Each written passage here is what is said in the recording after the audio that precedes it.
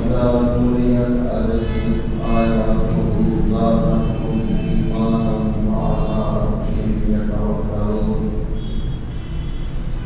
صدق الله مولانا العظيم وبلغنا رسوله النبي الكريم الأمين.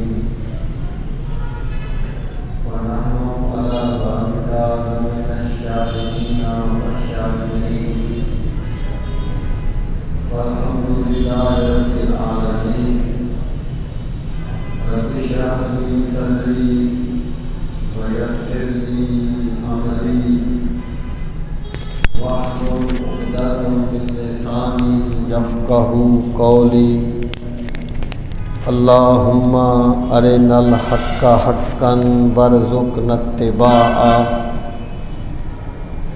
وأرنا الباطل باطلا وارزقنا اجتنابه. اللهم أرنا الأشياء كما هي. إن الله وملائكته يصلون على النبي يا أيها الذين آمنوا صلوا عليه وسلموا تسليما. اللهم صل وسلم على سيدنا ومولانا وملجانا وماوانا محمد وعلى آل وأصحاب سيدنا ومولانا محمد وبارك وسلم عليه.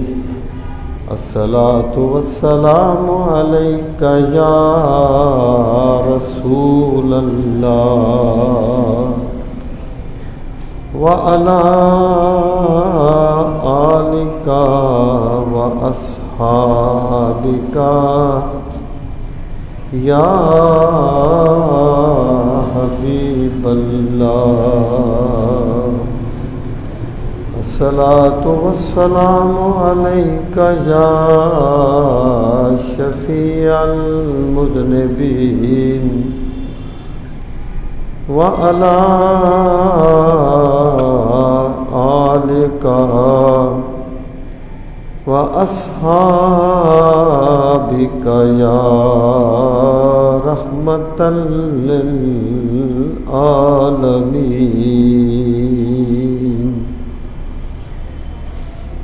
انتہائی عزت و احترام کے لائق قابل صد تکریم معزز و محترم سامعین کرام، جمعۃ المبارک کے اس بابرکت موقع پر میں آپ کی خدمت میں جو گزارشات کرنا چاہتا ہوں ان کا عنوان یہ ہے کہ حقیقت ایمان کیا ہے اور ایمان کی مختلف تعبیریں کیا ہیں۔ سامعین محترم، اس میں تو کوئی کلام نہیں ہے کہ بندہ مومن کی سب سے بڑی دولت اور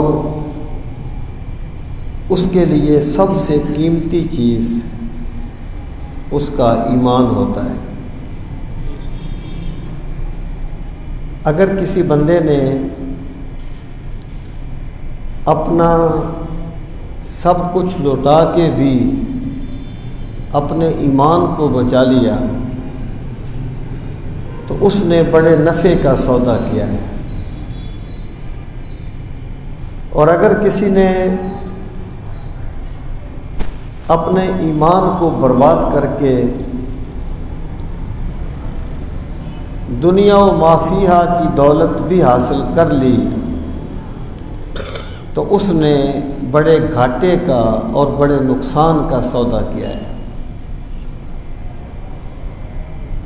اب ہمیں یہ سمجھنا ہے کہ ایمان کی حقیقت کیا ہے اور ہمارا حقیقت ایمان کے ساتھ تعلق کس حد تک ہے، یا ایمان کے ساتھ انسان کا تعلق کس حد تک ہونا چاہیے۔ اور جب ایک بندے میں ایمان کی دولت آ جاتی ہے تو پھر اس کا اظہار اس کی ذات سے کیسے ہوتا ہے۔ یہاں پر جو تعبیر کا لفظ ہے کہ ایمان کی مختلف تعبیریں، اس کا مطلب یہ ہے کہ آپ فرض کریں کہ ایک انسان کا نام محمد اسلم ہے، اب اس نے قرآن مجید کو حفظ کر لیا، آپ اسے حافظ محمد اسلم کہہ دیں گے۔ اس نے MBBS کر لیا، آپ اسے ڈاکٹر حافظ محمد اسلم کہہ دیں گے۔ اس نے انجینئرنگ کر لی، آپ اسے انجینئر محمد اسلم کہہ دیں گے۔ اب بندہ ایک ہے، کبھی آپ اسے انجینئر صاحب کہہ کے بلائیں گے، کبھی ڈاکٹر صاحب کہہ کے بلائیں گے، کبھی اسلم صاحب کہہ کے بلائیں گے، کبھی حافظ صاحب کہہ کے بلائیں گے۔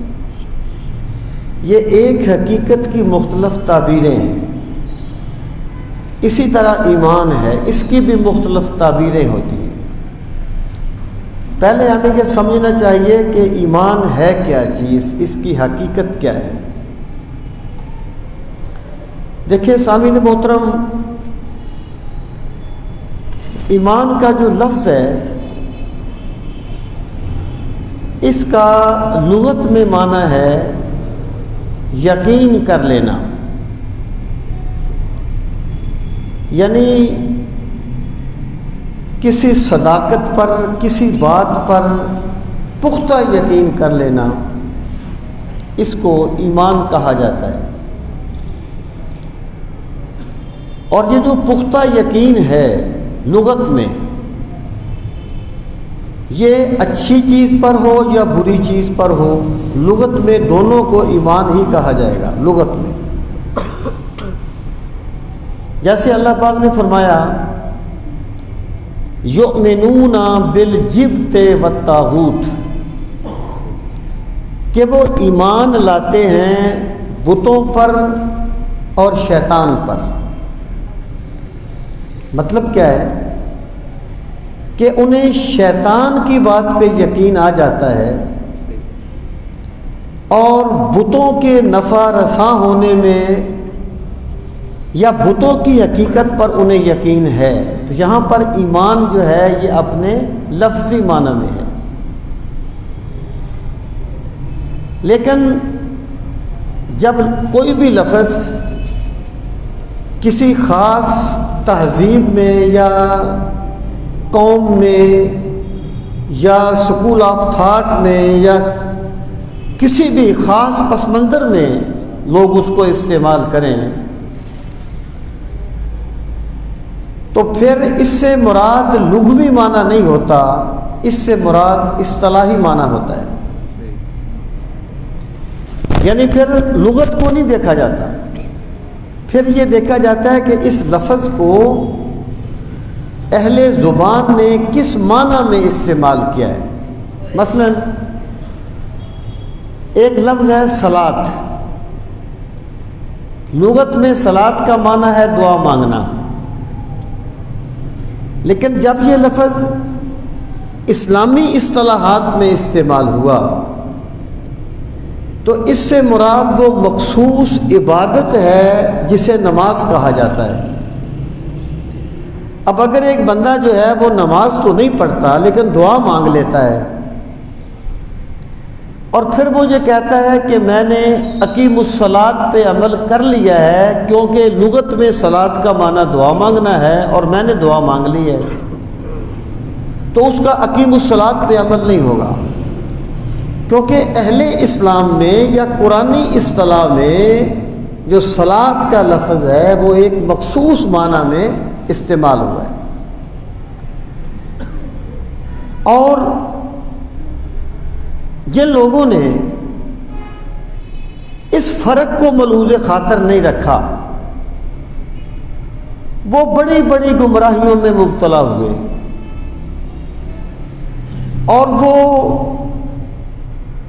دین کو ٹوٹلی طور پر چھوڑ کر بھی یہ سمجھتے تھے کہ ہم ہی دین کو ماننے والے ہیں، جبکہ حقیقت یہ ہے کہ رسول کریم صلی اللہ تعالیٰ علیہ وآلہ وسلم نے جس طرح امت تک قرآن پہنچایا ہے کہ اللہ تعالیٰ نے تم پر صلاۃ کو لازم کیا، اللہ تعالیٰ نے تم پر زکوٰۃ کو لازم کیا، اللہ تعالیٰ نے تم پر حج کو لازم کیا، تو جس طرح آپ نے قرآن مجید پہنچایا ہے اس طرح آپ نے اپنی سنت سے یہ بھی واضح فرمایا ہے کہ اللہ تعالیٰ کی اس چیز سے مراد کیا ہے۔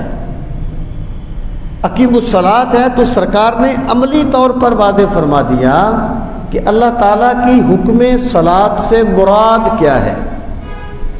تو اگر کوئی بندہ جو ہے وہ الفاظ کو ماننے کا تو دعویٰ کرے اور مراد الہی جسے سنت میں بیان کیا گیا اس کو نہ مانے تو اس کو ماننے والا نہیں کہا جائے گا، کیونکہ قرآن جو ہے اس کی تعریف ہمارے اصول کی کتابوں میں یہ ہے کہ القرآن هو اللفظ والمعنی جمعا، کہ قرآن لفظ اور معنی دونوں کے مجموعے کا نام ہے۔